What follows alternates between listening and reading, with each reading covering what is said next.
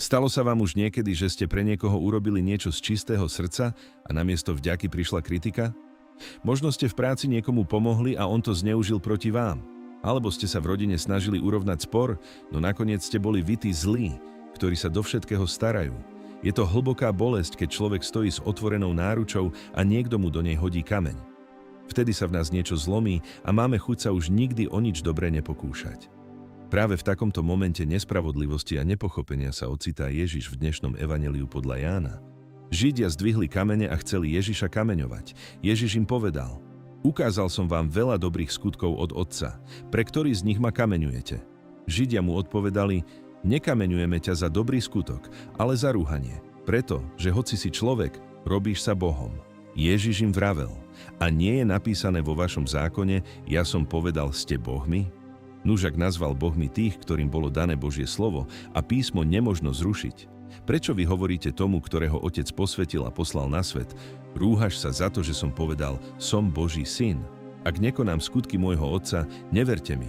Ale ak ich konám, keď už nechcete veriť mne, verte tým skutkom, aby ste poznali a vedeli, že vo mne je Otec a ja v Otcovi. Preto ho zasa chceli chytiť, ale on sa im vymkol z rúk. Znova odišiel za Jordán, na miesto, kde Ján predtým krstil, a tam zostal. Mnohí prichádzali za ním a hovorili si: Ján síce neurobil nejaké znamenie, ale všetko, čo Ján povedal o tomto, je pravda. A mnohí tam uverili v neho. Čo tie slová znamenajú, keď ráno vstaneme a musíme čeliť realite dnešného sveta? Ježiš tu stojí pred ľuďmi, ktorí majú v rukách skutočné tvrdé kamene. Sú zaslepení svojou pravdou a narážajú na neho nenávisťou. Všimnite si však Ježišovu reakciu. On sa nezačne brániť agresiou. On poukazuje na svoje skutky. Hovorí im: Pozrite sa na to, čo robím.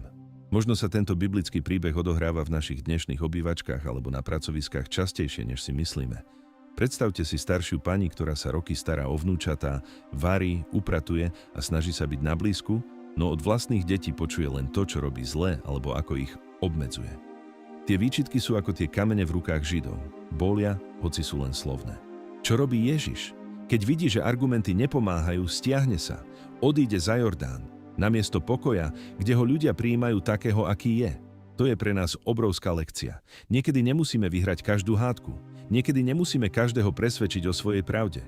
Ak konáte dobro a svet na vás hádže kamene, vašou najväčšou obhajobou nie sú slová, ale váš tichý, vytrvalý dobrý skutok. Ten nakoniec zostane, keď prach z hádky opadne. Ježiš sa vymkol z rúk. To nie je útek zo strachu. Je to múdry odchod do ústrania, aby si zachoval vnútorný pokoj a vernosť svojmu Otcovi. Aj my niekedy potrebujeme svoj Jordán. Miesto alebo chvíľu, kde si pripomenieme, kým sme v Božích očiach, bez ohľadu na to, čo na nás dnes niekto nakričal. Dnes vás pozývam k jednej duchovnej úlohe. Ak vás niekto nespravodlivo obviní alebo na vás hodí kameň, nepríjemným slovom napríklad pri pokladni v obchode alebo v rodinnej debate, nesnažte sa vrátiť úder. Skúste urobiť pravý opak. Urobte jeden malý, konkrétny dobrý skutok pre niekoho iného. Nechajte svoje skutky hovoriť namiesto vás. Dobro má totiž tú vlastnosť, že nakoniec vždy prežiari nespravodlivosť. Ďakujem, že ste dnes venovali tento čas Bohu. Budem vďačný, ak sa dolu v komentároch podelíte o svoju myšlienku, svedectvo alebo modlitebný úmysel. Spoločne môžeme na seba myslieť. A aby ste na týchto pár minút nezabudli ani zajtra, dajte si odber a zapnite si zvonček.